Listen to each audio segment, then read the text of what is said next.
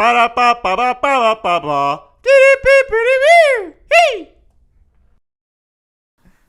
Hey everybody, welcome to the show. I got my buddy Rodolfo Reyes. Reyes, I said it in, like in Spanish.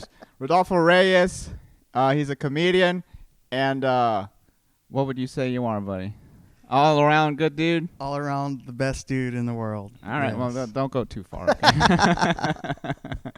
Oh man, thanks for coming on, buddy. Thank you for having me. Of course, buddy. I appreciate it. So you are a California boy, huh? Yep, born and raised. Born and raised. Mhm. What part of Cali did you grow up Orange in? County in a city called Santa Ana. Okay. Very heavy Mexican community. Yeah. Yeah. Well, most of California is very heavy Yeah, it Mexican, is. except like the northern part in like San Francisco Bay Area. There's a lot of Asian It's people. the new Mexico. Yeah, man. Well, it was part of Mexico at one point. Mm-hmm. So, what was it like growing up there? Oh man, it was awesome. I had the beach, which was like 15 minutes away. I grew up. Did you ever watch the show like Rocket Power? Remember that show, Nickelodeon? No, never So watched that. Rocket Power was a group of kids that they would like skateboard, rollerblades, surf, mountain bike, BMX, all that. Pretty much, that show is kind of what I grew up. That doing. was your whole experience? Yeah. I wish I would have watched it. That way the reference makes sense. Yeah, But the it was people awesome. would. The people actually might have seen it. So, well, what beach was close to you? Oh, I had a lot of beaches. Yeah? We would mostly go to Newport and Huntington Beach. Okay. Dude, I love those two beaches, man. Yeah, those are the beaches. we would Huntington go to. Beach was even better. Huntington Beach was a more of a Upscale beach? no, No? it was more like we would go just to mess around. Like I remember, like when we were in high school, we would go there all the time and just fuck with the drunk people coming out of the bars and just mess around. And then Newport, we would go and like boogie board and stuff like that, and just hang out, go on the pier, just walk around. Okay. Yeah, there's a place in Newport called the Seaside Donuts, and they had like the best blueberry donut. Like Yeah? ever. It's really good. Yeah, so I didn't hang out at Newport that much. I mostly know it from. You remember that show, The OC? yeah. Yeah. See, when I say Orange County, everyone thinks, "Oh man, you're rich, Laguna Beach," and it's like, no, dude, I grew up in like in the ghettoest area in Orange County. Oh, really? Yeah, but Okay. I loved it though. I could see that. It You're was ghetto-ish, like your whole attitude, man. awesome. My whole vibe, definitely, yeah. No, but Huntington though, like we would take our dog. I lived in California. I don't know if I told you, but I used to live in California, like the LA area, and this dog, we the other one, Hannibal, we only had him since like when we lived in Utah. But when we lived in LA, we had Baxter, and we would take her to Huntington all the time, Right. because they They have have they have the dog beach. Yeah, dude, I used to it's take my dog there, amazing, too, man. yeah. That's like a large like section just for dogs. Yeah. The only problem is that it's not like closed off It's or not. anything. It's just open. So, if your dog's not trained, your dog's oh, gone. dude, oh, Did your dog run away? oh, a couple times, man. especially like I took her there one time by myself, and the turd just started running to the street. I'm like, what the Dude, fuck? Because yeah, you gotta crack the whip, bro. I know, man. I have a little Frenchie. He's actually back in. I gotta bring him to Texas, but I have him back in California, and I used to take him to that beach all the time. But I don't know. I didn't even train him. I would just let him off the leash, and he would stay right by me. Yeah. He would never run off. Like yeah, sometimes he'd run off to go play with the dog, or whatever. Yeah. But as far as like just taking off, he never did that. Dude, And I guess I'm kind of grateful for that, but Yeah. I never really had to like sit down and train him with treats. He would just follow me wherever I go, so that was pretty cool. I think they have that innately in like when they're puppies, and it's up to you to like actually what's the word, like enforce it. And I think I messed it up specifically. He just follows around.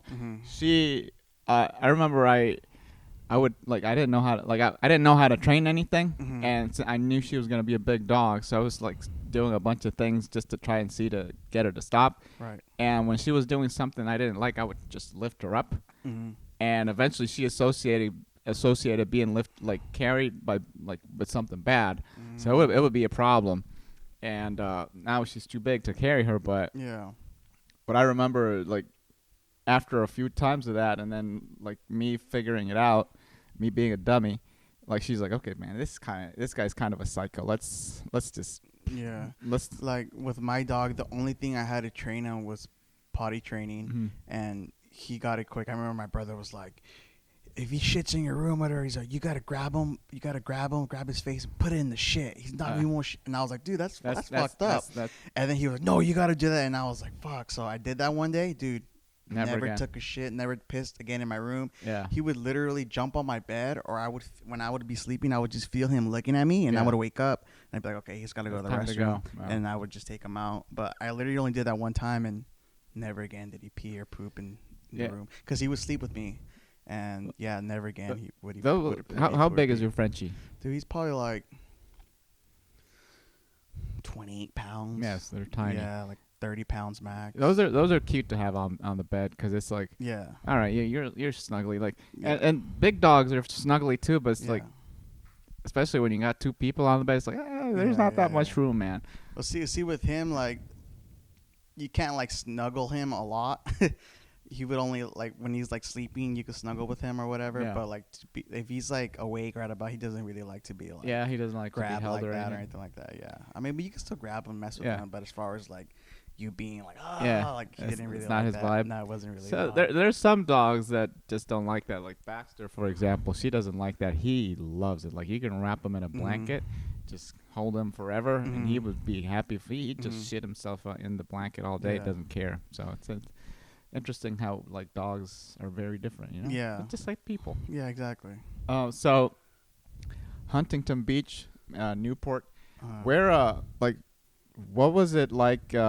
Like being in school, did you have a good time in high school and all that stuff? My high school was kind of like, dude, my high school had like no school spirit, bro. Like all our teams pretty much sucked. Our soccer team was pretty good, but dude, we had like no budget, like no school spirit. It was just my senior year for me. It was super lame. Like really? Yeah, I don't even think we had like a senior. What is like a senior? Like prom or anything like that? Yeah, like I didn't even go to prom senior year. I don't even think we had like a dance thing. It was just it was horrible. Yeah, it was so shitty. Yeah. I wonder if shitty. How Mexican ingrained was like your area, like because the culture is very different. So. Yeah, very.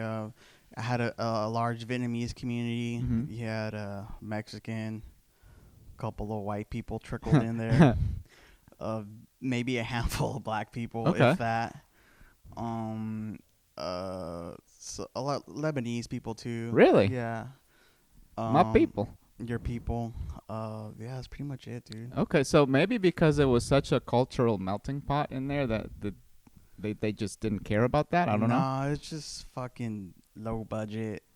Really? And then just the way I think the schools ran and bunch of idiots. Yeah. But my elementary school was fucking awesome. Yeah?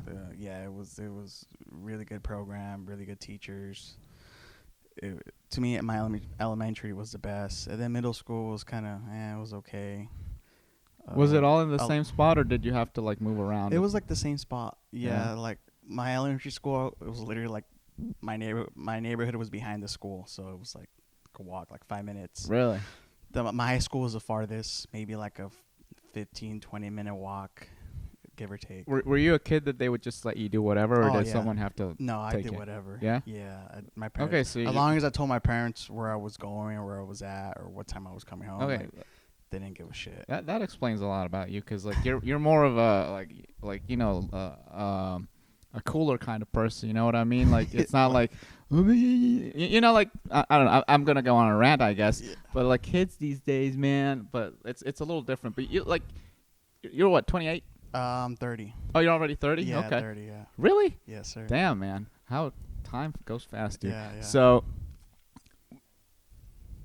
I just feel like some people have a different upbringing, right? And that kind of exposes them to different things that we might not have been exposed. So it's no, I'm definitely grateful that my parents trusted me to kind of go to parties and be a teenager, be a kid, be out. Because when I was a kid, my whole neighborhood was outside. We played basketball, football, soccer.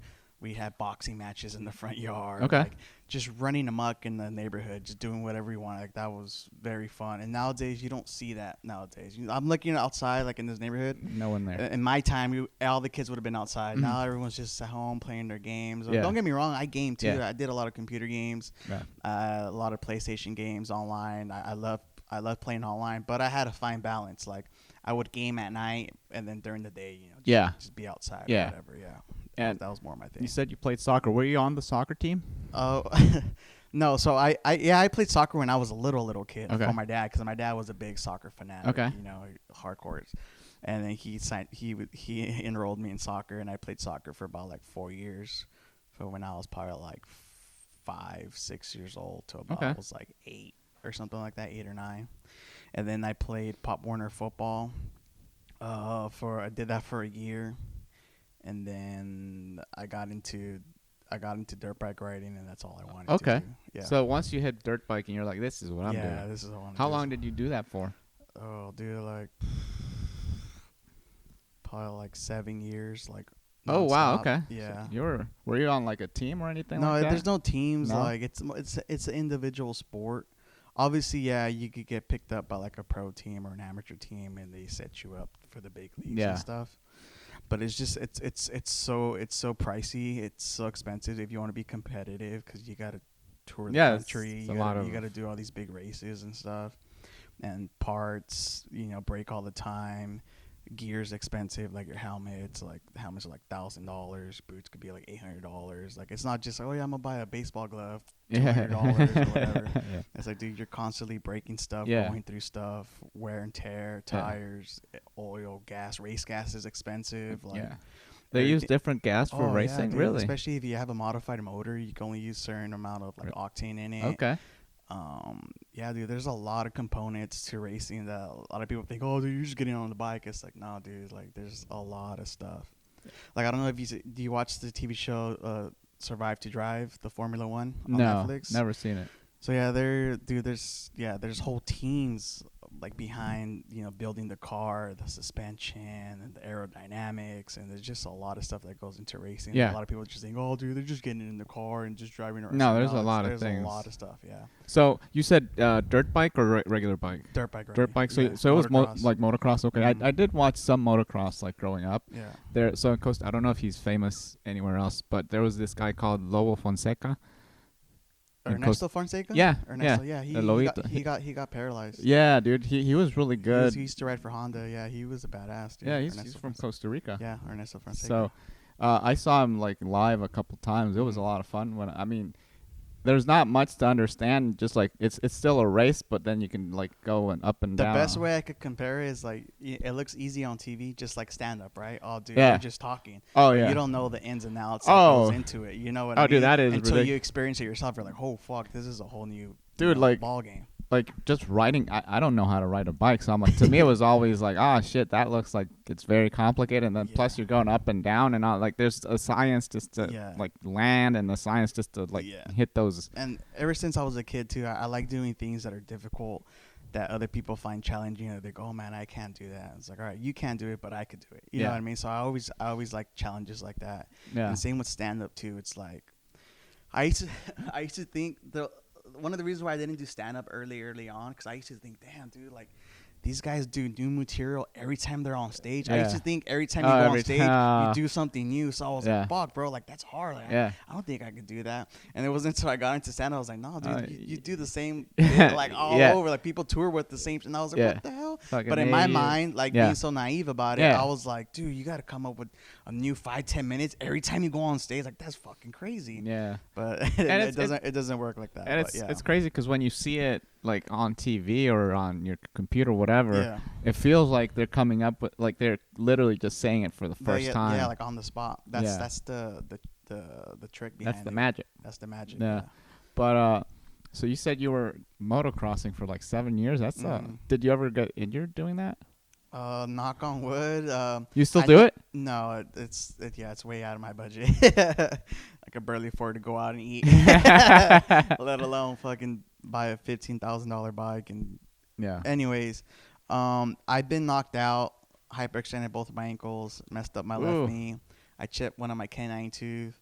Luckily, I never broke a bone or anything like that, but I've been fucked up. Yeah. Oh, damn, dude. You get messed up. How did you fall a lot, or was it like you were hitting shit? Oh yeah, no, you fall a lot, especially your first 2 years.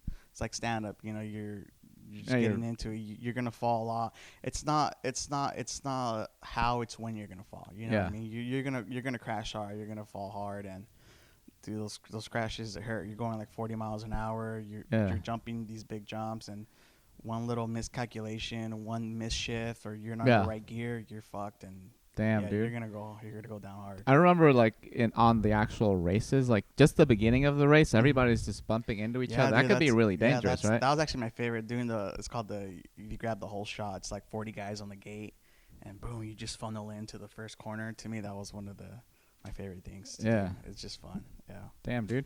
So 7 years of that. That's incredible, man. Did you ever do like the trick stuff? Like, no, that's freestyle. That's freestyle. No, to me that's even fucking crazier. Yeah, dude. These people doing backflips, 200-foot backflips, just like nothing. Yeah, to me that's another level of crazy. Do you know people who did that? Yeah, I knew people that did that. I have someone, my little buddy Andrew. He's trying to do that too, like more freestyle, more free riding and stuff. Mm-hmm. But dude, Travis Pastrana, I don't know if you know that. He fucked up the game, dude. He was really good. He set the bar so high, and this is just it's crazy. Yeah. Damn, dude. How do they train for that? They have a foam pit. Okay. So a foam pit is it's like a big pit with a bunch of foam. So they set up ramps and they jump off of it and they do their tricks, and if they fall or whatever, like they don't get hurt because you just fall into like cushions. Okay. The only thing that's pretty much you master it on the foam pit. Then after that you take it to dirt. Okay. A small jump and then. So basically, the only thing that you gotta worry about is like the bike not landing on you, right? Yeah, pretty much. Yeah. Okay. And the bike still does land on you in the foam pit. It does hurt. Yeah. Yeah. But it's that's pretty much the only way. How much does one of those weigh? Like 150 pounds? Dude, more, a couple 100 pounds a bike. Those things are heavy, man. Yeah, they're heavy. Oh. Yeah, at least 300 pounds, 400 pounds, if that, depending on the size of the bike. Okay, I'm glad you didn't get injured, dude. So, were you still in high school when you stopped doing that? Yeah, when I stopped like I think like in my junior year, because my dad's business went to shit. When the economy crashed, like he wasn't really smart with his money. There's a lot of things that went on behind the scenes with our family and stuff that. He didn't really do the best job financially, even though he made a lot of money and good money. He just didn't really think about the future. I'm not going to say he didn't think about the family. I mean, don't get me wrong. I had a really good childhood. I had everything I ever wanted. But yeah, it's just poor decisions. And yeah. Okay. So, yeah, I mean, everybody, I guess, makes just mistakes like that every once in a while, so it's understandable. Sometimes the problem is like you think it might not happen to you, right? So that's how things can happen. So when you seem, I don't know, man, like you seem like a very sociable guy. Were you like that in high school? Or I was very class clown. Yeah, I liked maybe like the life of the party. Like I always try to make sure everyone's having a good time. I've just always been like this, you know. Okay. So, I could see that because, dude, you're like always talking to everybody. Everybody knows you, and like you're like the guy. You ever watched the show Cheers? No, I've never. No, there was this guy called Norm. Like every time he would go into the bar, everybody would yell Norm. you're kind of like that guy because everybody just knows you, and like everybody just wants to hang out with you. Yeah, like I said, I treat people the way I want to be treated. Mm-hmm. You know what I mean? Like I was. Even if I don't know you, I'll say hi to you. Hey, what's up, man? Or whatever. Just like a small hi or whatever. Yeah. You know, I always try to treat people with kindness and respect. Because, like I said, you never know what someone's going through, too, as well. And, you know, just even if I'm not, you know, I may not be feeling good that day or whatever, I'll still try to have a smile on my face and, you know, just be happy with what I'm doing. Yeah. Okay. So how were you one of these whiz kids that just got out of high school early, or you were just like No, so I was out of high school. I was Cal State eligible. Mm-hmm. I could have gone to a really good university too. I had a can't think of the word. Scholarship? A scholarship to a really good university called Chapman Mm-hmm. University I've heard of them. in Orange, which I'm a dumbass. I should have took it, but at the same time, I was just like, fuck. I was still lost. I was a lost kid. I didn't know what the hell I wanted to do. Yeah. I didn't want to waste time. I didn't want to waste money either.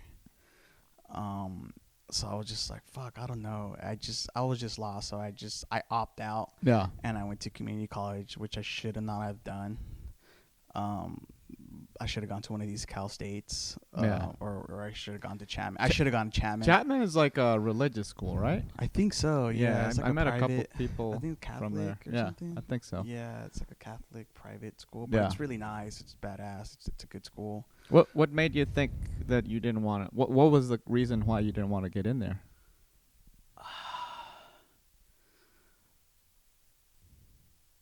Because my dad used to always tell me, he was like, if you're a real badass, like you'll get it done no matter what. You don't need to go to a good school. You don't need to go to this. You don't need to go to that. Like I remember my mom wanted me to go to this Catholic private high school. It's called Mater Dei, which is a really good high school. And my mom was like always begged, like go. And I was just like, no, I don't want to, because I hated uniforms. I hate wearing a suit and tie. I hate dressing up nice. Like I hate that shit. Like it just bugs me. I hate it. And I was like, no, I don't want to wear a freaking uniform. Like I don't want to go to a private school. Like that's so like cheesy. And I don't know. I just thought it was just cheesy and corny. And I was just like, I just want to race dirt bikes. That's all I want to do, you know. And they were just like, okay, whatever. And I remember too, there was a new high school that opened up. I think, was it called Sergerstrom? Yeah, Sergerstrom High School. And I remember my brother was like, you need to go there. My friend's a counselor there. He'll get you in. I was just like, no. I was like, I'm already in this high school. I already know everybody. Like, I don't want to go to a new high school like my sophomore year. Yeah, and, start all over again. I was like, I'll just stay here. So, I mean, I had good opportunities with schools and all that stuff, but I just was like, no. Did you want to be a professional dirt motocross that's what I wanted guy? to be. That's definitely I thought was going to happen, but like I said, things change. And I was really depressed over that. Yeah, it took me a long time to get over that. Yeah. On a scale of like 1 to 10, like how good were you? I would say, dude, right when I was like everything was clicking good for me, I was probably like 15 and a half, and I was just like, fuck, dude, I'm good. I just need faster bikes, and I just need more seat time, you know? Yeah. Because I was probably riding twice a week, sometimes maybe 3 times a week. Yeah. Coming from Orange County and traveling over to Riverside. But dude, there's kids they're homeschooled, and that's all they do. That's all they ride. do. They eat, sleep, and ride every day. Wow. So those kids have more of an advantage. But from my circumstances, I thought I was really good, and I just needed. It's needed to get on the bike more seat time. No. And I definitely could have done it. But like I said, things happen. Yeah. It's just like, and there's no correlation between just riding on the street versus riding. Street riding and motocross, it's a totally different ball game. Yeah. Totally different. So if you were just riding on the street, it's like, no, this isn't practice. Yeah, no. You okay. Okay. Damn, dude. So how old are like if a team wants to recruit you, like how young are the guys? Oh, dude, there's kids that get picked up 8 years old, 7 years old. Yeah, they see something in those kids and they'll groom them. They'll pick them up on the team. They'll groom them, and because they want that kid to sign. For example, let's just say Honda. Honda sees this kid. He's like, dude, this kid has something. Let's work with him. Let's sign him a 4-year contract, whatever, or 5-year contract, and let's groom him so when he goes to the pros, we have him already, or he signs with us. So that's kind of the advantage point. Okay. That these teams go for. Did you have a specific brand that you wanted to be with or something? Oh yeah, I wanted to ride for Honda. Yeah. For sure, I was a Honda guy. I grew up riding, and then if not, there's this guy named Mitch Payne. He owns a Kawasaki Pro Circuit race team, which is like his team has won the most championships ever. Yeah. I would like to ride for him. Okay, yeah. When I was growing up, like either Kawasaki or like Yamaha were like the big ones. So I don't know if that's still. Yeah, Yamaha's good right now. Now they're called Star Racing Yamaha. Yeah, and then right now KTM's really good too as well. Yeah, I've never heard of KTM until like a few years ago. Yeah, KTM, they're an Austrian brand. They used to suck back in the 90s, early 2000s. their frames would always break. They had Really? they had motor issues, but now they're really solid pretty bikes. legit. Yeah, Yeah. they're top. My brother-in-law, him and his brother, they would like always like dirt bike and do all that sort of stuff. And then he had a KTM one for a while, and like he seemed to love that thing. I'm like, what the hell is KTM, dude? And then it's like a brand. I'm like, oh. Yeah, KTM. They're huge in Europe, South America too. Okay. Very very big brand. Ducati just came out with a dirt bike too. Really? Yeah, they just made one. Is it good? I don't know. I haven't ridden it. I haven't even seen it. I just seen videos, clips online. But it's just an overpriced dirt bike in a sense. You know what I mean? Yeah. It's Ducati, so they always charge you an arm and a leg for anything. Yeah. Performance-wise, I don't think it's there yet, but it's cool. Like the street bike, the Speed Hog.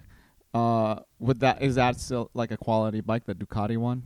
Yeah, Ducati. No, Ducati's really good. Yeah, Yeah. they're really good now.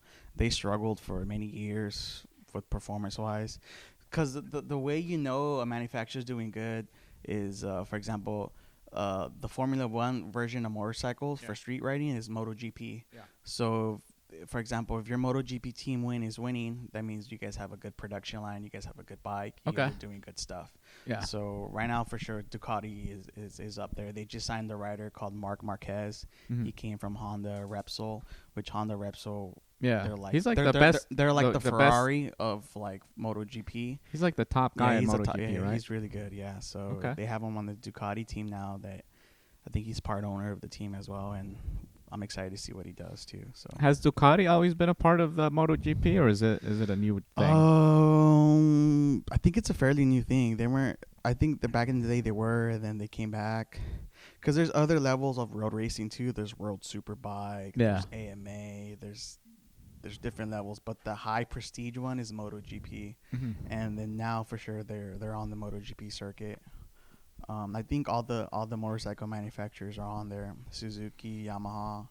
I don't think the only one I don't think is part of it is Kawasaki. Okay. But everybody has a team in MotoGP. Are you big into MotoGP? Yeah. Yeah. What you seem to have a preference towards dirt biking, but if there was an option to get into like oh yeah, so actually, I used to race my pocket bikes, little street. Really? Yeah. So that's honestly that's what I wanted to do because I love speed. Okay. I love going fast, and I wanted to be a MotoGP rider. But we ended up getting dirt bikes because the tracks were closer. Because the road racing tracks were fucking far as fuck, and it's way more expensive too. Yeah. And I remember crying at the track because dirt bike riding was so hard. Like the jumps, like it takes a lot of practice and time to get used to the jumps, the momentum and speed. And I remember crying one time, and my brother was like, "Well, if you want to keep riding motorcycles, you better get good because this is all we're gonna do." And I remember just thinking like, "Fuck, I want to just go fast, you know? I don't want to fucking jump." Yeah. But then once you like get the hang of the dirt bike and you jump and you could jump, you could go to any track and jump anything. Like it's so fun, it's so addicting. You're just like, fuck, it's all I want to do. So it just takes time. But after you overcome the learning curve and the not being scared of getting injured or hurt, you just like everything just clicks and you're just like, damn, it's fun. Okay. Because I don't know much about bikes at all. Like I listen to the Bill Burr podcast, so he talks about MotoGP every once in a while. That's how I know something about that. Like Formula One, I have like a little bit of like I know who like the top dogs are, but growing up, like I did watch some motocross, and is there? I'm guessing the learning curve is a lot higher for the motocross because you have to adapt. Which one is more dangerous to your body in terms of like if you take away the falling off when you're like in midair, which one has more like a taxing thing on your body? I would still say motocross. Yeah. But if you high side on a MotoGP bike, meaning you're sliding out and then the bike catches and just boom, it just bucks you off. Dude, you're going at like 100 and something miles. Oof. You're going like F1 speed. And you could get hucklebuck, you fucking go in the air and you just hit your head, you're out, like you're fucked up. Did your parents look at you like maybe it's better for him to do dirt biking? Because when is there something to like if you fall Well, on the dirt, I didn't even have a chance to like say, pick? hey, I wanted to do road racing because that was already out of the question. Okay. My brother was just because my dad was always working, so my brother was the one that took me and my nephew Okay. to all the motorcycle stuff or whatever. Okay. So I didn't even have a say. Like my brother was like, we're This is what doing you're dirt doing, bike dude. riding. If you want to ride a motorcycle, this is what we're gonna do. So I was just like, fuck. I was like, okay. So Yeah. I just practiced until Okay. I got good, and yeah. How many siblings do you have? I have 3. 3. And technically, I would have 4. My sister passed away before I was born. Okay. But then, yeah, I have an older brother and 2 older sisters. What's the age difference between you guys? Oh, my oldest brother's like 12. 12 years older? Yeah, 12, 13 years older. My second oldest sister is like 9 years. Okay. And I think my sister is like 7 years. Oh, it's a similar. So I got 3 siblings as well. I got an older sister. She's 10 years older. Mm-hmm. Then I got the second oldest sister. She's 9 years older. And then my Mm. brother is 5 years older than I am. Mm. So were you also an accident? Yes, I was unexpected. So when my sister passed away, my mom was in the hospital or whatever. Mhm. They did blood work and stuff, and they're like, "Yeah, you're pregnant." Oh, boy. So she found out she was pregnant with me when my sister passed Okay. away in the hospital, pretty much. So Wow. yeah. Did you ever like? I know you didn't meet your sister, but I don't have this experience. So like, is there like a strong kinship that you have towards her, or? I mean, I never met her. But in a sense, yeah, I feel like kind of connected with her. Mhm. Like she's kind of like a guardian angel for me in a sense. I definitely sense that. Like when we were small, like she looked exactly like me too. Really? Yeah, like same head, same Okay. color. Like her hair, I think, was really curlier. Yeah. Mine was more wavier. But yeah, we looked a lot alike. But yeah, I still feel kind of a connection like that. In a How old sense. was she when she passed? So she drowned at our own house, at our old house. She's probably like 3 years old. Oh, damn. Maybe going on 4. Damn, Yeah, she was pretty still, young. Yeah, little kid. Yeah. Okay. Yeah. Whew. Do you get along well with your siblings still? I don't talk to my brother right now. We're not talking, but my 2 sisters, yeah. Yeah. Yeah. Did you guys have a falling out, or you just don't talk to them? Just the falling out. Okay. Yeah, just over stupid shit, but Yeah, sibling Yeah. stuff yeah, sometimes it can happens. get in the way. Yeah, so he's stubborn too, and I'm not gonna. I feel like I'm in the right, Yeah. so I'm not Okay. gonna kiss his feet or whatever. Yeah, you yeah, know I what get you. mean? I get you, man. So, all right. So, you stopped biking when you were like, what you said, junior in high Yeah, school? yeah. Okay. So, what's the rest of your high school career, air quotes, like? So I was really into music. Mm-hmm. Me and my cousin, we wanted to be producers. I wanted to be like a EDM dubstep producer. So we got into like producing music. We would go to like these producing classes and stuff like that. So I really got into music. But producing music is also very difficult too. Mm-hmm. I got like ADHD, so I can't like if I don't get something quickly, it drives me nuts. And you really got to sit there with the programs and adjust things, mess with things. It's just a lot of things that go into music production as well too. Yeah. People just go, "Oh, dude, that sounds easy." It's like, no, dude, Yeah. it's a lot of shit that goes into it. Well, you got to put it all together, right? Yeah, but my cousin was really good at that. He was really good, really good. I wish he would have stuck to it, Mm. but he got more into like guitars and doing that side of stuff. But yeah, I really got into music, and that's what I wanted to do. What were you using, like those DJ board thingies, or just like? No, so that's more of like DJing. Okay. Like I would use software, like there was Reason, Mhm. Logic, and Pro Tools, and I had like a MIDI controller, with your laptop and Okay. just stuff like that. Okay. Yeah. What kind of music are you into? Oh, I love all sorts of music. Yeah? I listen. If you know me, like I listen to everything and anything. No. From cumbias to fucking, hip hop, Yeah. EDM, funk, Like everything. I listen to everything. Okay. Reggaeton, everything. I love Okay. it all. So that is there a music genre that you don't like?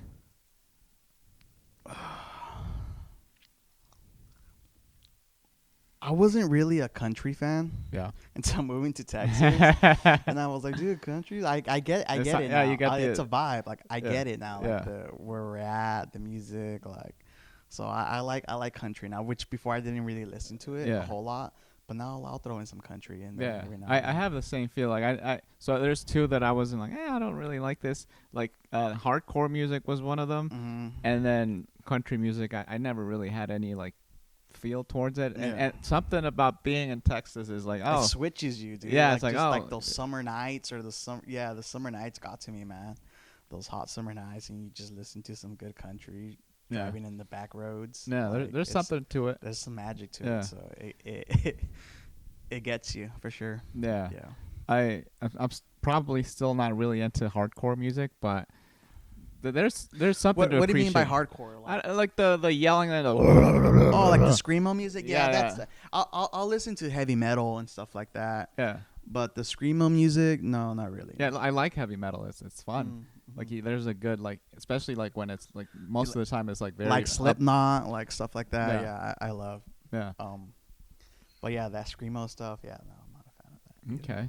So when you get out of high school, you said like you were lost. So what did you end up doing? I ended up working at a motorcycle shop. So you were still associated, associated to most. with motorcycles and stuff like that.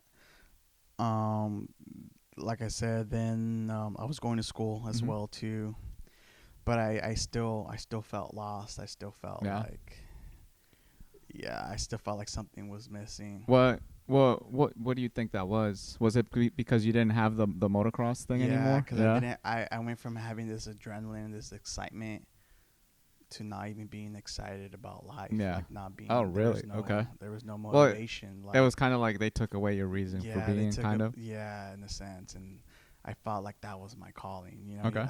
as crazy as it sounds, I was like, fuck, you No. know. But it sucks, and it took me a long time to process. Yeah. Like I remember being mad at God, like why the fuck, like, why is this happening? Like Yeah. why am I losing everything? Like why am I going through that? You know.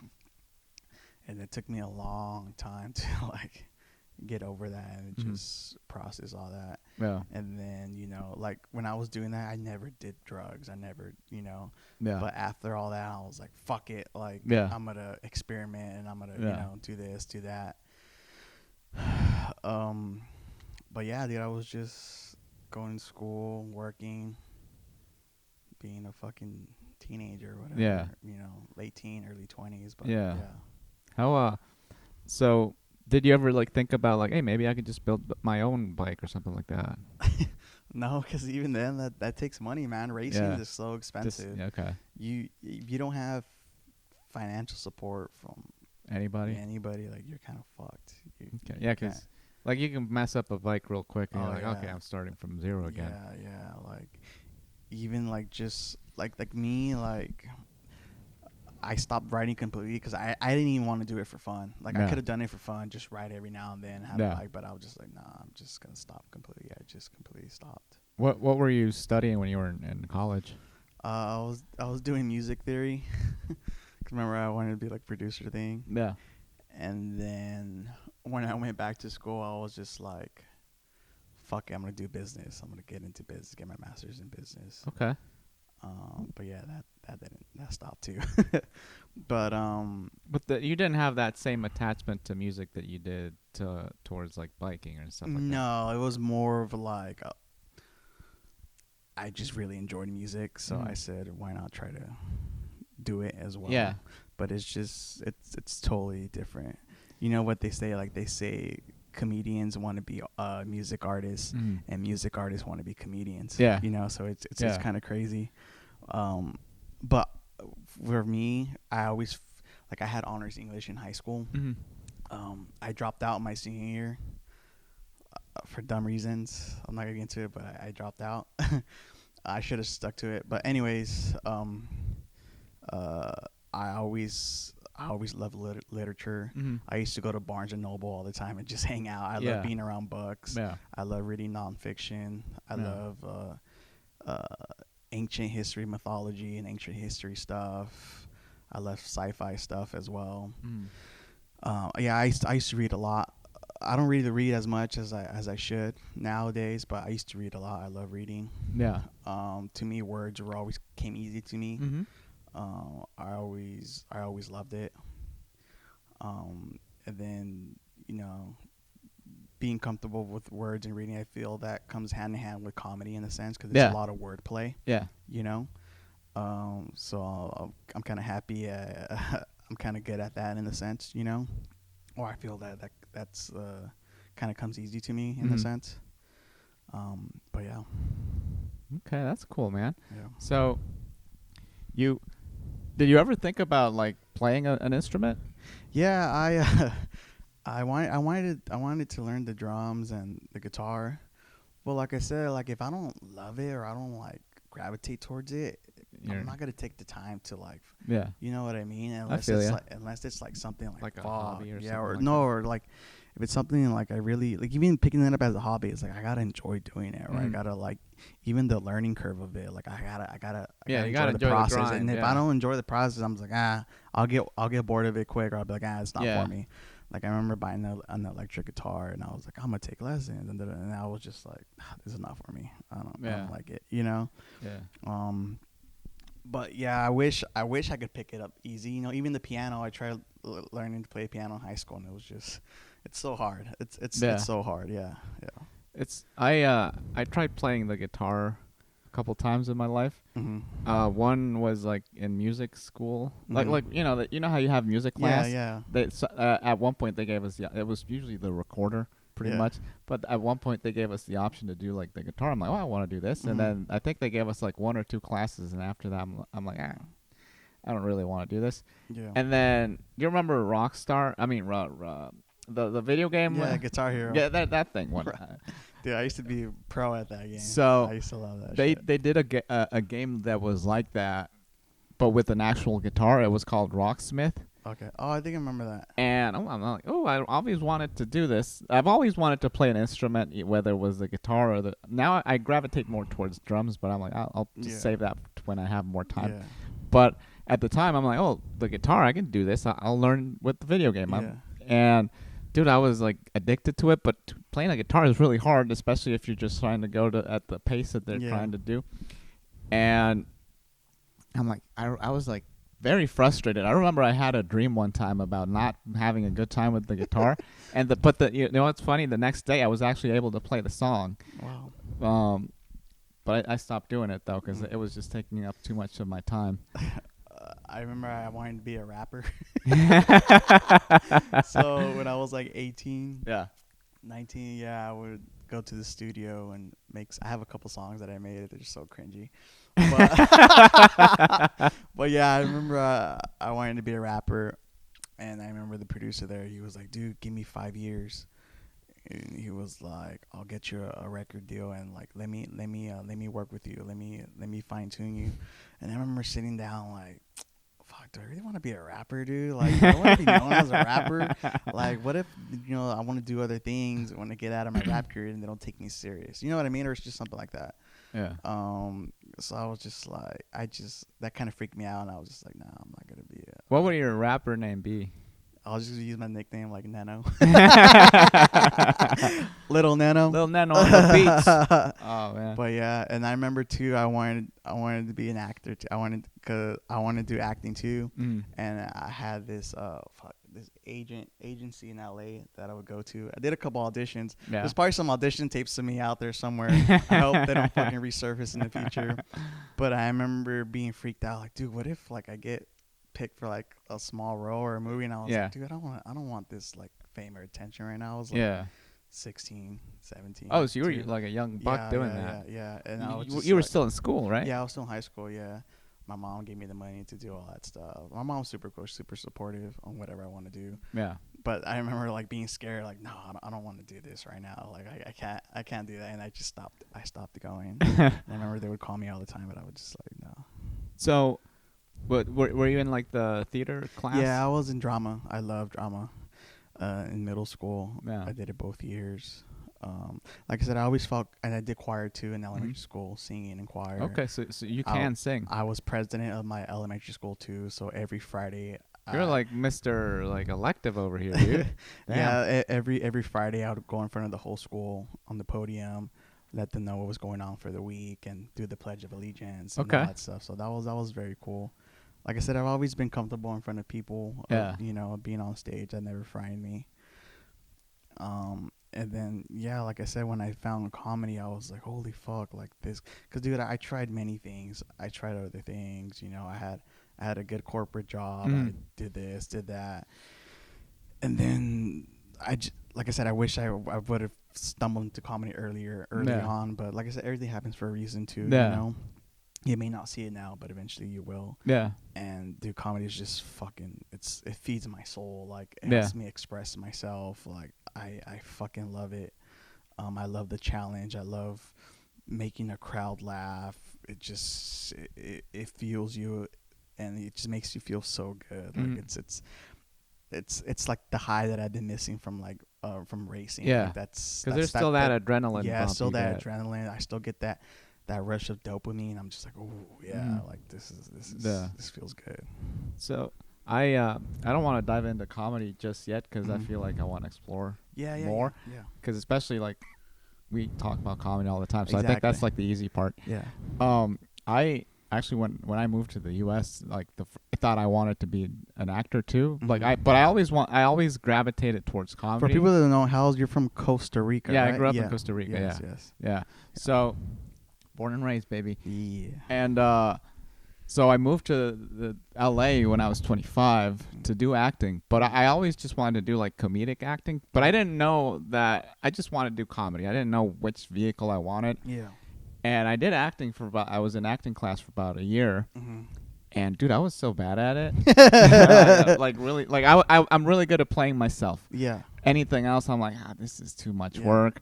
Unless it was something funny, there was something where I could find. But the drama, like I love watching drama movies. Yeah, yeah. I don't like being in it because it's like you felt it, right? Like it's just like you're being that person, even though when you're not being that person, that kind of like slips into your life somehow. Yeah.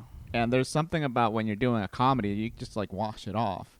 But when you're doing the drama, it just feels like like it's kind of like just like dragging you down throughout until you're done with that character. Yeah, like I get what you're saying. You immerse yourself into being this character. Yeah.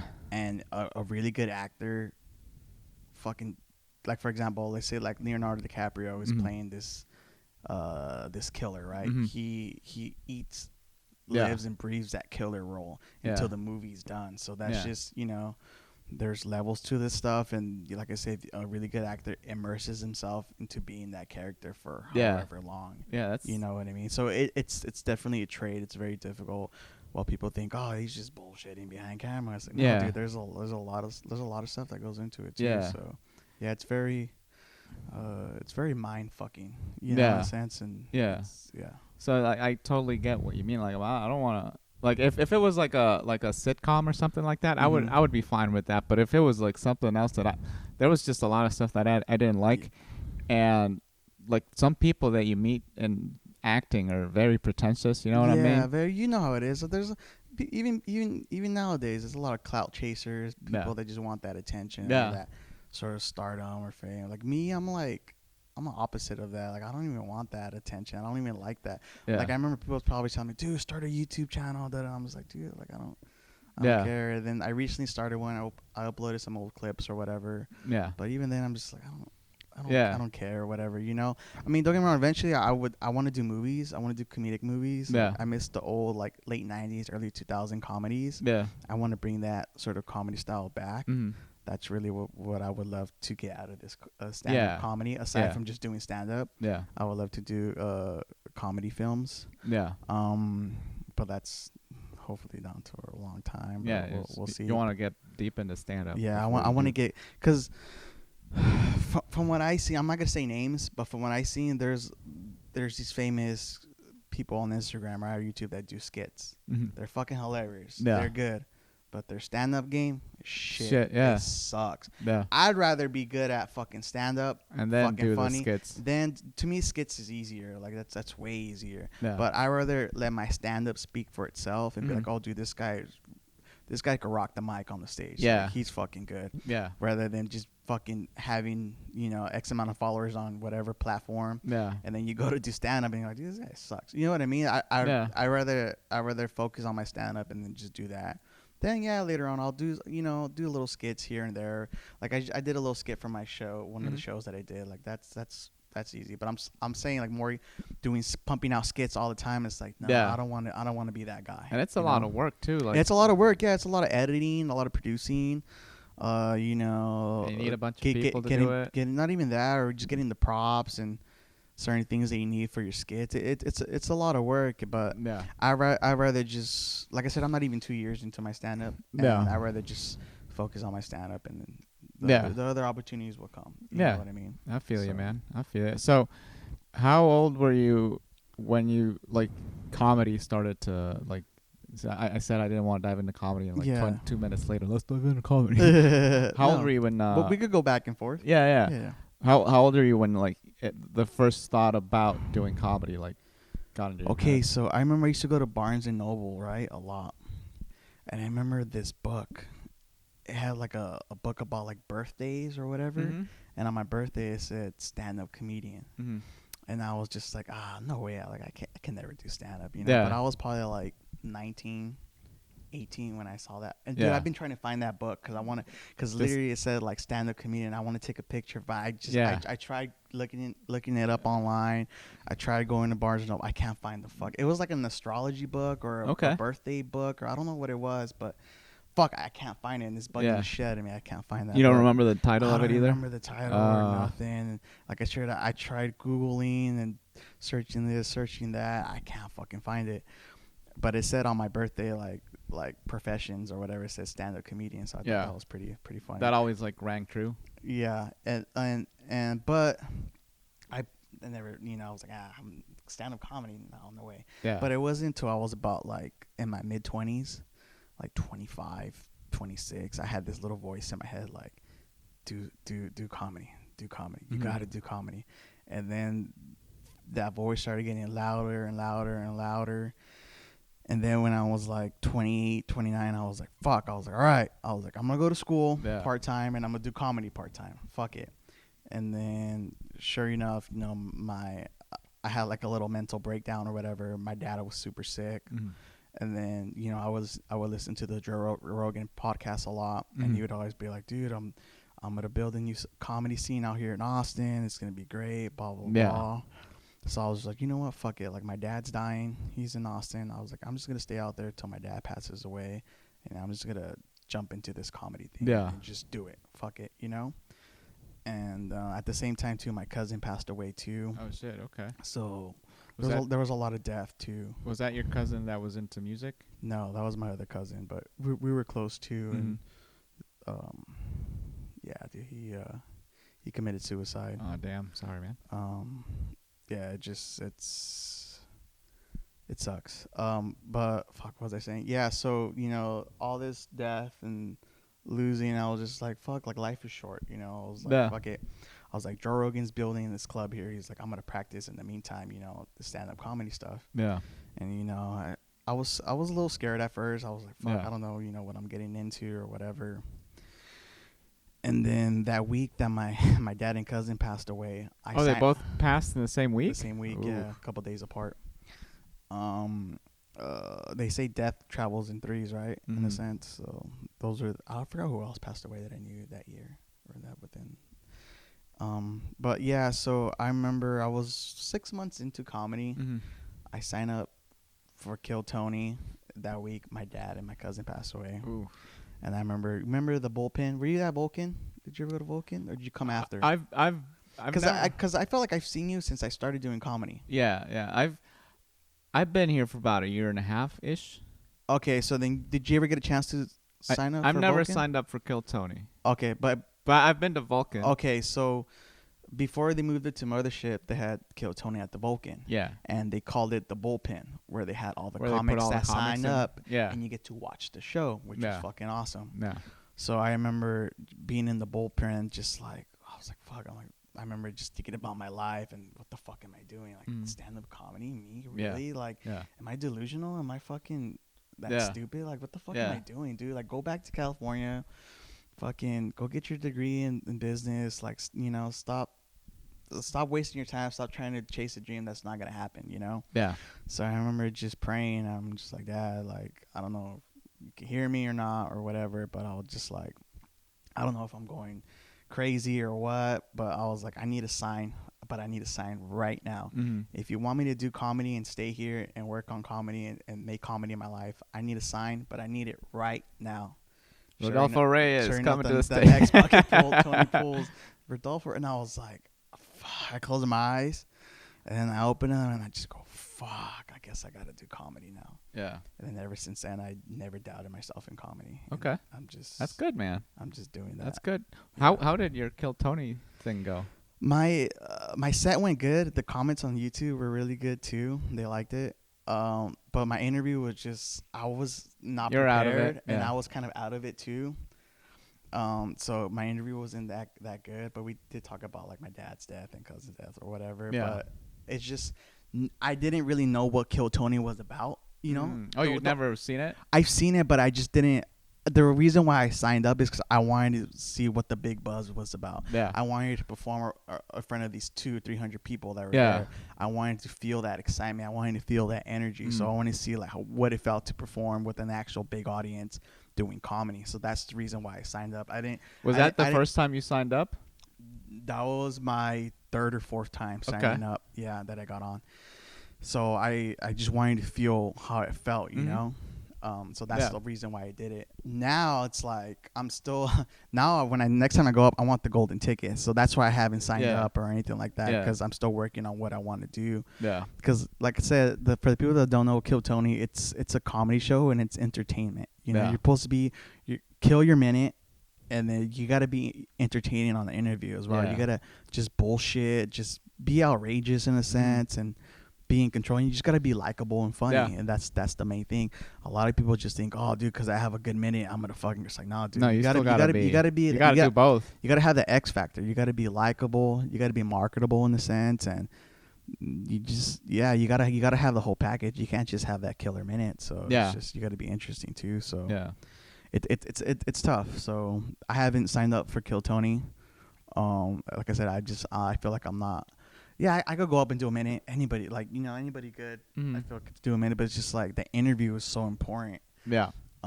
That could make or break you, you know? Yeah. So sometimes the interview is even more important than your fucking minute. You know what I mean? I've seen people bomb and their interview is just funny, interesting, and then, you know, they give them a big joke book, or even though they don't deserve the big joke book, but they get a big joke because of the interview, because it was entertaining.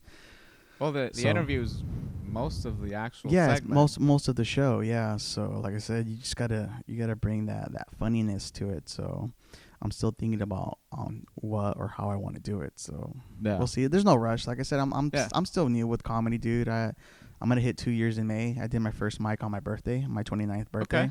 Okay. What's your birthday? May 29th? May 13th. 13th? Yeah. Okay. Yeah.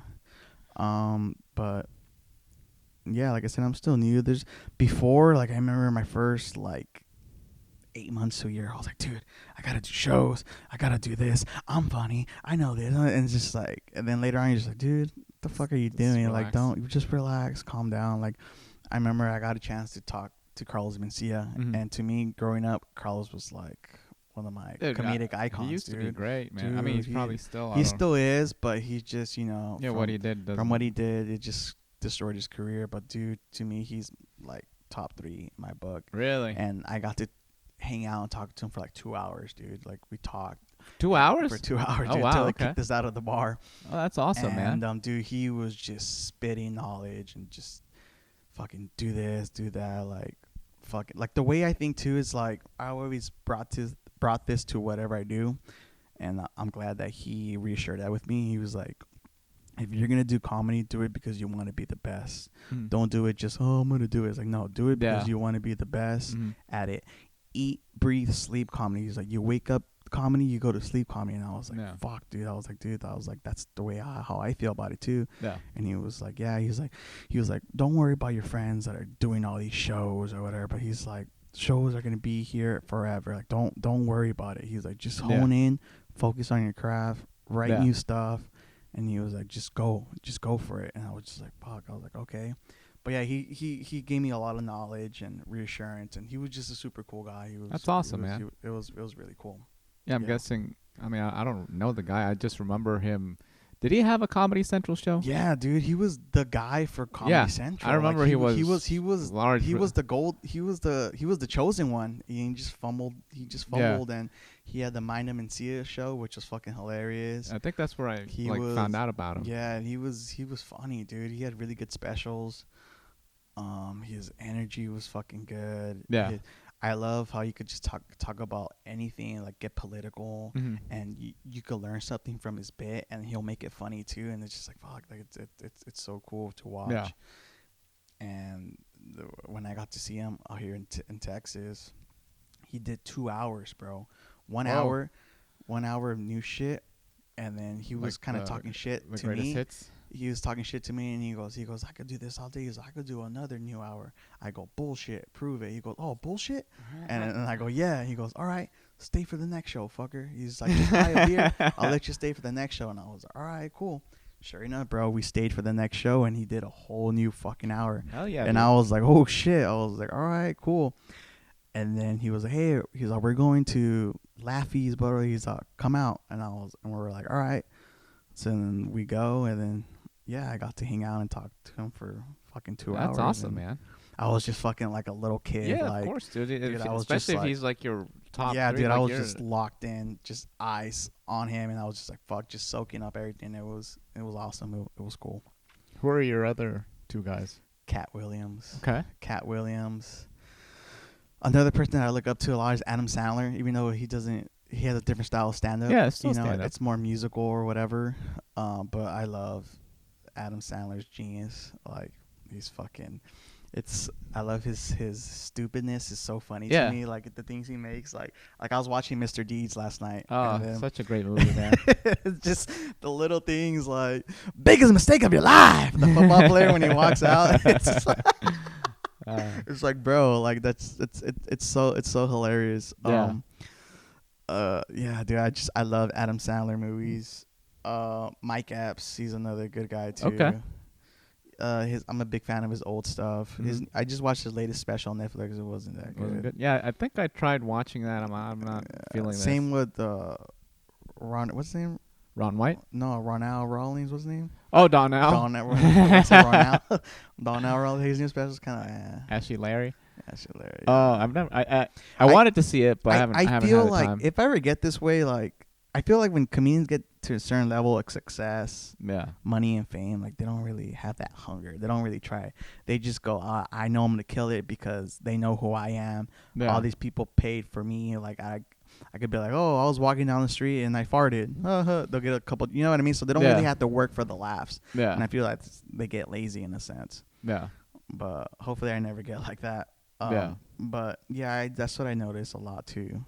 Like I'm not really a fan of Dave Chappelle's stand up. Really? Yeah. Okay. I find that weird. His last special was really good though. Yeah. But his other ones I'm not really a fan. Really? I like his sketch comedy. I think he's a sketch genius. Dude, the sketch show to me is like the greatest sketch show ever. The greatest ever. No one could touch it. But I'm not really a fan of his stand up. Okay. But hey man, everybody has different tastes. Yeah. Like my favorite guys are like Seinfeld was the one that like where I first heard of stand up with his show. Mm-hmm. I remember being like 8 years old and then watching his show. I'm like, oh, this is interesting. Like that seems like a fun thing. But I was like, like stand up is terrifying in the beginning at least. I don't. Yeah. Like you look at it, I'm like, oh, just me by myself, just talking. What the hell do I do? You know? Yeah. But then like he's one of my favorites because like his show is like my favorite thing ever. And then I didn't really like watch stand up when I was growing up. I only got into it when I started doing it, you know? And well, I like Louis to me is one of those guys where I'm like, man, this guy's amazing. Yeah. Chris Rock is one of those guys where I'm like, dude, I love this guy. Yeah. Like all the guys that are my favorites, they're like really huge. Yeah. But and like Bill Burr, and like I think like Dave Chappelle is one of those guys too. To me, like I really love his stand up. But like I said, dude, everybody's got different tastes. Like I've never seen Cat Williams, and I know he's funny, especially like just hearing him talk. It's like the way he talks is funny. Just he can just say whatever, and it's funny. Pimp Chronicles 1 and 2. Yeah. Masterpieces. Okay. Like I gotta check it out, dude. I'll watch them with you. Like okay. I can watch them anytime. Like fuck, they're so good. But yeah, I grew up watching stand-up even since I was a little kid. Yeah. Like my older cousins, dude, the stand-up, they used to have tapes and put them in the car. Yeah. And they would listen to Gabriel Iglesias or Yeah. George Lopez and all these other comics. And I remember just like them laughing, and I would be laughing too. I was a little kid, and I would just, I would understand the jokes. And then watching the HBO back when HBO was HBO. Was HBO. And having an HBO special was fucking huge. And I remember, going to my cousin's house because he had all the fucking HBO channel. We'd watch stand up at nighttime too. Or I remember when we had there was a thing called the black box. We would steal like cable or whatever. Yeah. I actually have a bit about that. And then we would watch stand up on there too as well. Yeah. But I always grew up watching stand up. I just never thought about doing it myself. I didn't think I could even. I didn't even know how to get into it. You know what I mean? Like let alone do it. Yeah. So, but I remember a lot of people like telling me, like, dude, you should be like a comedian, or you should do this. Like I was just like, no. Yeah. No way, But now doing it, I'm just like, oh shit, okay, this, maybe could be a possibility. We'll see. So, yeah. So how long between the time that it first dropped into your head till the actual first time you did it? Probably like 3 years. 3 years? Okay. Yeah, 3 to 4 years it took me. That's not like bad. I said, it was in my head, really ingrained in my head when I was like 25, 26. And like I said, I didn't do my first open mic till I was on my 29th birthday. 29th? Okay. Yeah, so yeah, it took a couple years to marinate. Hey man. to finally to get the balls and do it. It's a tough thing to do. Yeah, you're so vulnerable. Like you're putting yourself out there. Yeah. Like I said, when I started my YouTube channel, like, dude, there's a bunch of comments, people just talking shit, like, oh, I'm like, bro, like that's clips from like my first show, or like, you know what I mean? It's just like people want to just talk shit or be these keyboard warriors. Dude, it's so easy to do that. I want to go back and clap back on, like, I clapped back to this one person because it really irritated me what he was saying. But one of my buddies, my buddy Justin Edwards, he was like, dude, like, don't even pay attention to these idiots. Yeah. Like, they're all just losers at home, just have nothing else better to do. And that's their hobby. And I was like, yeah, no, but fuck that. Like, I don't want anybody just, like, I always fight back, And he was like, no, dude, like, just ignore that, bro. Like, you're big. He was energy. Like, yeah, he was like, you're bigger than that. And I was just like, all right, whatever. So now I don't even look at the comments or anything. Yeah, dude, like the comments are something like, I don't feel like there's anything to them. Like, yeah, sometimes it's good to interact with them because it creates engagement. But don't get me wrong. When there's a good comment, you feel good. Like, yeah. When I was reading like my Kill Tony comments, like the comment, like a positive comment, you're like, oh shit, like that's cool. Yeah. But then there's some that are like, fucking stop comedy, drop the mic, you're fucking trash, you're horrible, and just like, fuck. Dude, like, people. Fuck you. I feel like the people that say that sort of stuff is like they're just frustrated with their life. Yeah, exactly. And then they just take it out on anybody else that trying to do something, or they wish they could do that and they can't. Yeah. So or they don't have the balls to do it, right? Exactly. So it's comments are some like I try not to pay attention to them, but because like at the same time we're human and we're curious too, and we're gonna look, but. Yeah, now I don't even try to look, or especially like even the views, like I don't even mess with it or even it's something very hard not to pay attention to. Yeah. Especially when your views are like 5. No, but it's just like fucking who cares about that? Like I said, I didn't get into this for the fame. No, I don't even want that, dude. Like ask anybody that really knows me, like, dude, I don't care. Even though it may seem like, oh, dude, this guy likes attention, or dude, that's just the way I am, it's bro. Just like fun, just man. the way I've always been like that, and honestly, like I like to eat by myself. I like to go to the movies by myself. Like I like to do things on my own. Like I'm a very like a lone wolf type of person, you know. Yeah. And yeah, dude, I don't even like attention like that. To be honest, I don't like Yeah. that. I don't like fake love. I don't like people being nice to me because they want something out of me or Yeah. whatever. You know what I mean? Like I like to be with genuine people. Yeah. You know, and just being real. Like just be real. Like Yeah. that's what I like. I don't like this fakeness. I don't like like, you know, you've been in the scene, bro. There's a lot of clout chasers, a lot Yeah. of people that just want to talk to you because, you know, you're doing this or you got this sort of status. Yeah, or man. you got this sort of clout around you, or you're gonna be the next big. It's like, nah, dude. It's like talk to me because you like me. You know what I mean? Yeah. Or you know what I mean? Or you generally like want to get to know me or whatever. And it's just like don't bring no fakeness around. You know, it's just I get it, there's man. a lot of that. So I feel you. it's very irritating. There's the only thing difficult about that is like to actually have a career in comedy, you need people to pay attention. Yeah. So that's like the tough. That's the only reason why I was just like. And one thing too, it's like I don't like to kiss ass. Like I'm not gonna be nice to you or be fake just because if you don't feel it. Yeah, or just because you have this sort of platform, or you could get me on these certain shows. Like I don't give a like. Yeah, that's part of the business. Yeah. But at the same time, like, dude, I'm not doing that, bro. So I was like, you know what? I'm gonna build my own fan base. I'm gonna do my own thing and just do it on my own. If it happens, it happens. Mm-hmm. And if it doesn't, it doesn't. But I'm not gonna sit here and kiss your ass or whatever. Yeah. If you find me funny or you see me somewhere about and you want to put me on a show, let's do By it. all You know? means, But yeah.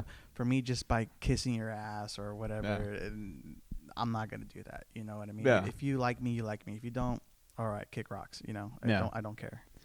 Another way to look at it is like you don't have to kiss someone's ass. You could just be cordial, and then that could still. No, also, like, yeah, definitely. I mean, you know, there's a lot of crazy people. There's a lot of weirdos. There's a lot of wackos in the scene. You know what I mean? And but then there's also a lot of normal, cool people, like you know, like ourselves or whatever, that are doing comedy. But it's just, it's just like you know, you gotta find a fine line between all that. You know what I mean? You gotta maneuver. I get it. I only like to hang out with people I want to hang out with. Right. And so it's sometimes, I mean, I'm not going to be a dick. It's someone that I'm like, oh, I don't really want to hang out with that person. I'll say hello. I'll talk to you if you come talk to me and stuff like that. Yeah. But I don't want to, like, you know, make it a point to hang out with you. We're adults, dude. Like, we want to do what we want to do. So it's. Yeah. And at the same time, like, you know, everyone's in their own little world. Everyone's in their head. You know what I mean? And you know, like sometimes when you do the circuit, you could be out for 6-8 hours. You know what I mean? If you do the whole circuit for that one night, it's like you're gone. Yeah. For a while, dude, and it puts a toll on you too, mentally. Like, dude, I haven't done comedy in a week. I did my last show on Friday. I didn't do comedy for a week.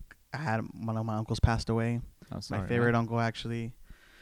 I'm actually going to California next week for his funeral, but like fuck, like his death, like it sucked. Yeah, man. it's hard. So it put a toll on me, and I was just like, you know, I'm taking a break from comedy because it's so mentally draining and all that stuff too. So I'm taking a break from that. Yeah, like I said, you know, comedy it's a very mental game, and with me, I like to use the whole stage. I'm very high energy. Yeah. So it drains me a lot too. Even when I do open mics, like, you know, it's a little draining too. But with shows, I crank it up even more. And it's even more draining. Yeah. Yeah. Hey, man, it's part of the game, and it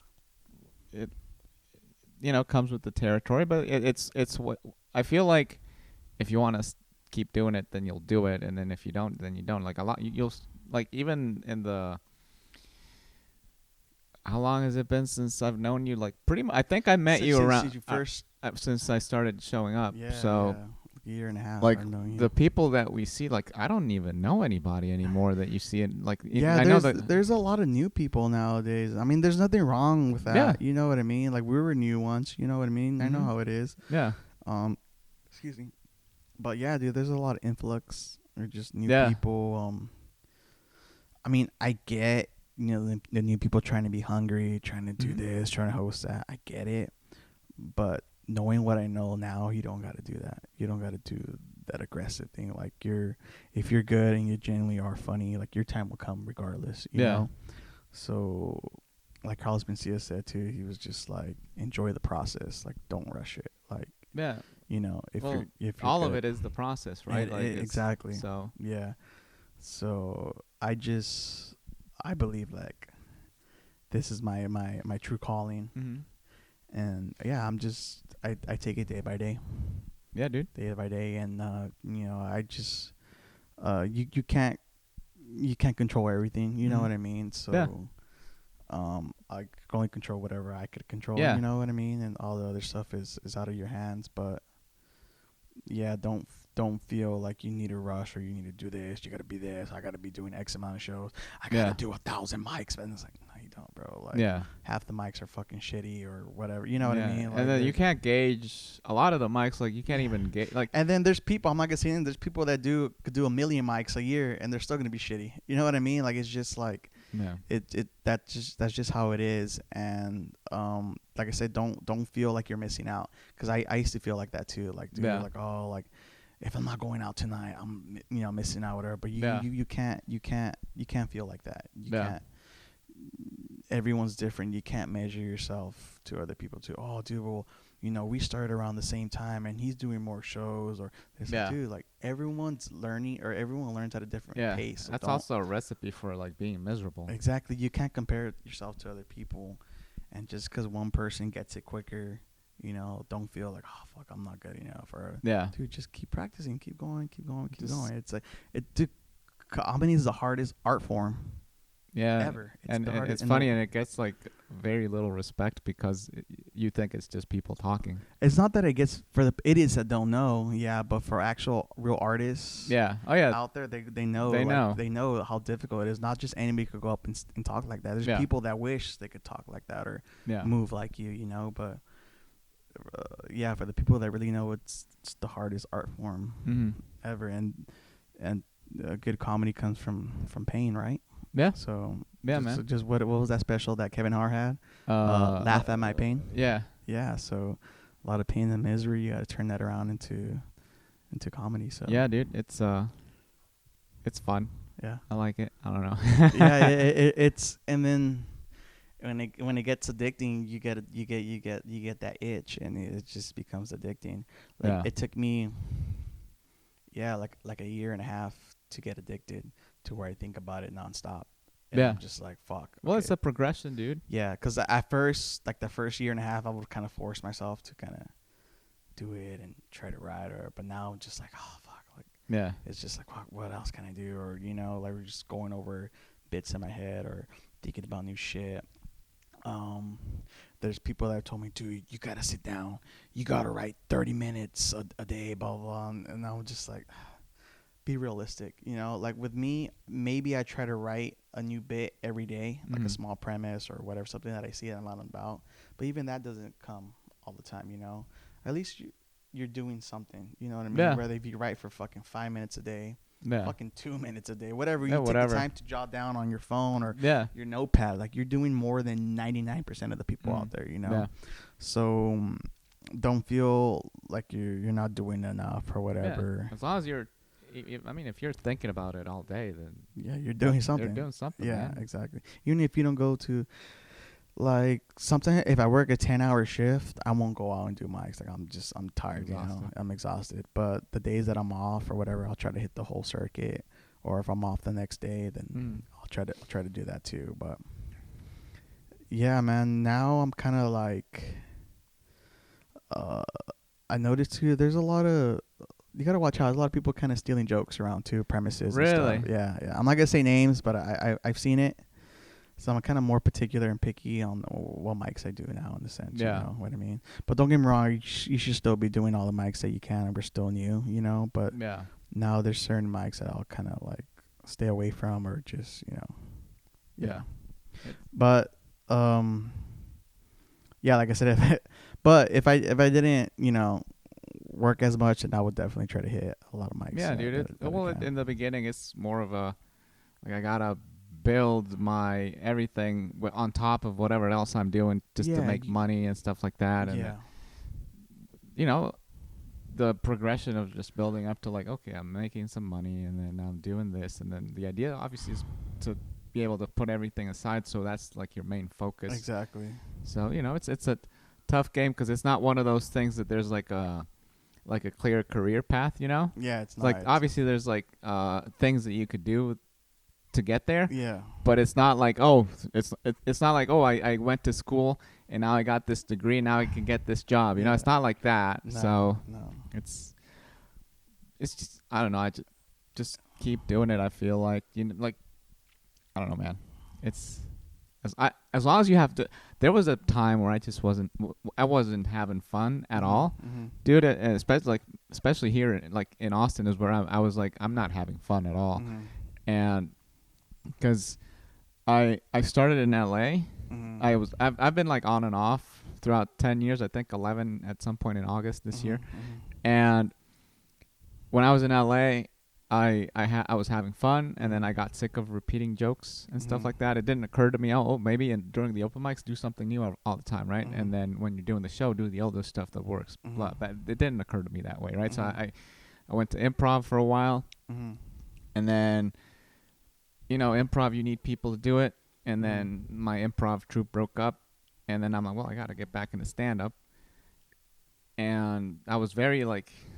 super on and off. Like I'd do like 2 days 1 week and then I wouldn't do it for like 2 months or something like that. And then I did it again for like a year, and then I moved to Utah. And moving to Utah was one of the best things for me because that's when I realized, I really want to do this. But now, especially now that I don't have it with me, like it took me I just figured because I wasn't in Salt Lake, right? There's a scene there where I went to like St. George-ish. And there was nothing there. There was like maybe 1 or 2 shows that would happen like very sporadically. So I thought, let's start a comedy scene. How hard could that be? I was in a town where that's something that people move to that town to pursue, right. And then I moved to a town where like nobody's moving to this town to pursue it. So there was like very few people that actually wanted to be like a comedian. So it took a while to like get something like that started.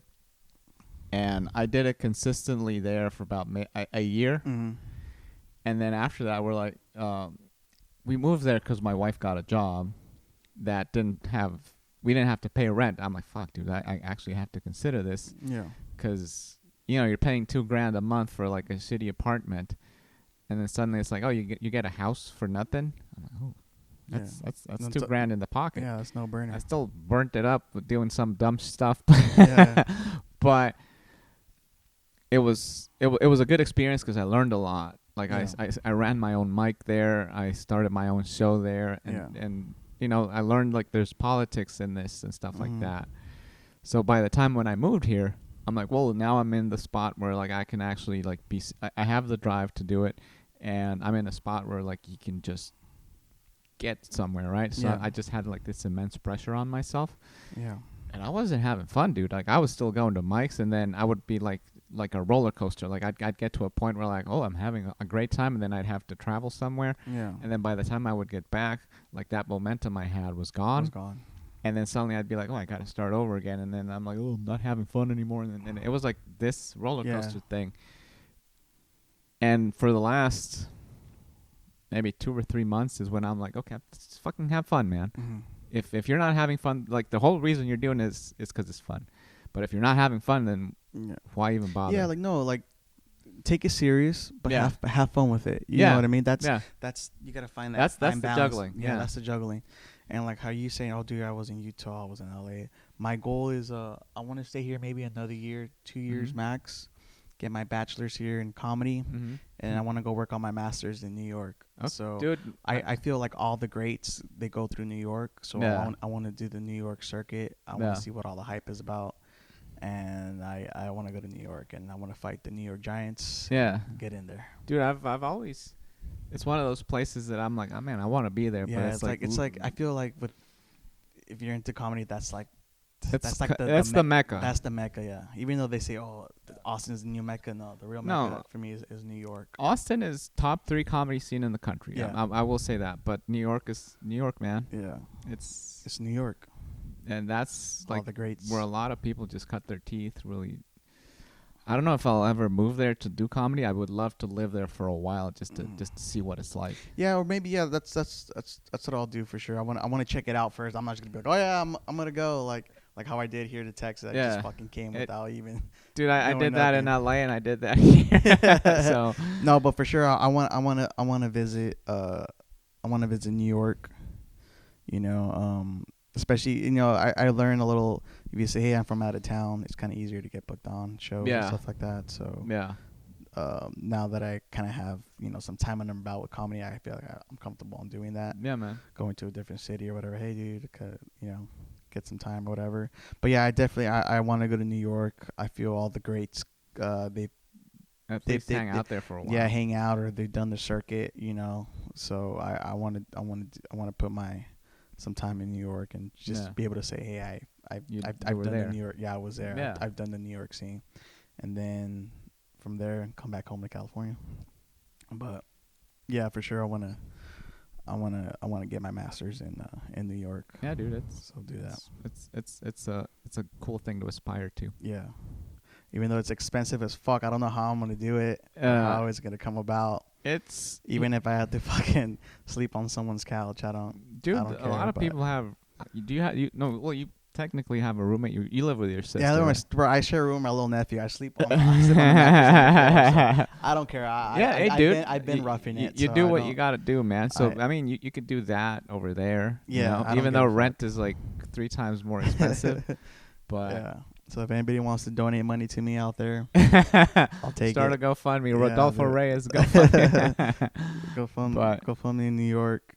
But hey, man, I think it's a cool thing to aspire to. I know I want to do that too. I don't know if I'll live there for too long.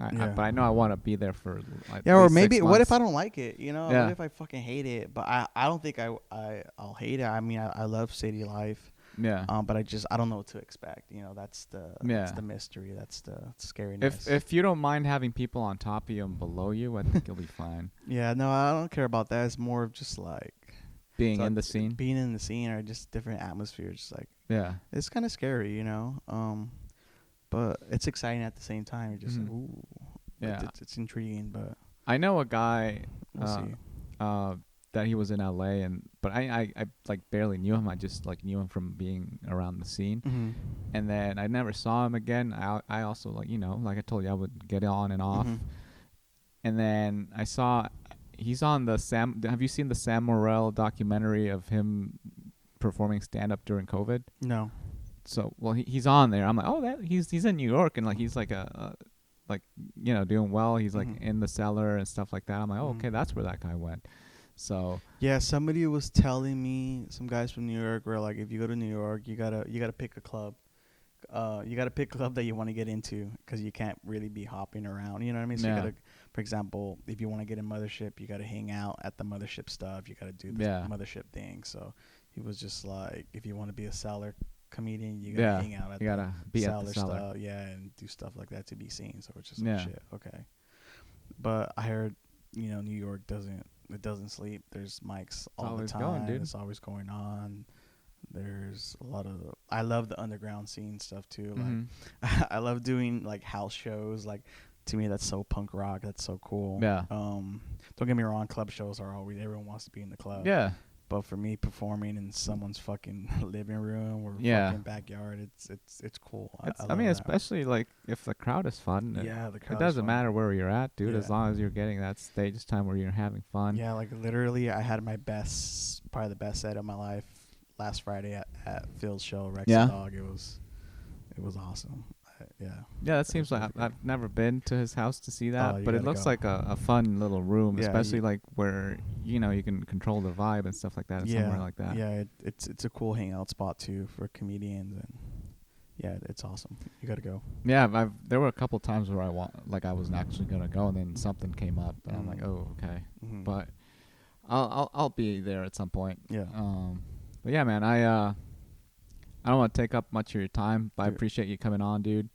If there anything you want to plug? No, follow me on Instagram at Neno with 3 E's and 3 N's. I got a YouTube channel too. Rodolfo Reyes 13 is a handle. Rodolfo. Is Reyes that your comedy. favorite number? It's my birthday. Okay. Yeah. So That's my favorite number. Is it lucky 13? Yeah. Yeah, baby. But yeah, it's my birthday, so a lot of people think, oh, it's bad luck. Fuck you. No, You're fuck bad you, luck. dude. I'm Yeah. making a good luck, Exactly. motherfucker. Yeah. Anyway, But man. yeah, that's it. Hal, thanks for having Oh, me on. I had a course, good man. talk.